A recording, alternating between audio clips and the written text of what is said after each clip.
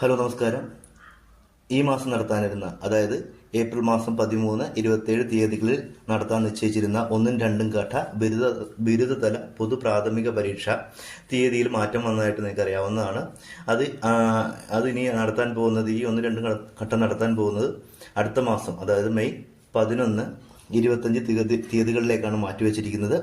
അതുപോലെ തന്നെ മൂന്നാമത്തേതും അവസാനത്തേതുമായ ഘട്ടം ബിരുദതല പൊതു പരീക്ഷ പ്രാഥമിക പരീക്ഷ 2024 ജൂൺ മാസം 15-ാം തീയതിയാണ് നടത്താൻ ഉദ്ദേശിക്കുന്നതെന്നാണ് കേരള PSCയുടെ വെബ്സൈറ്റിൽ കാണുന്നത്.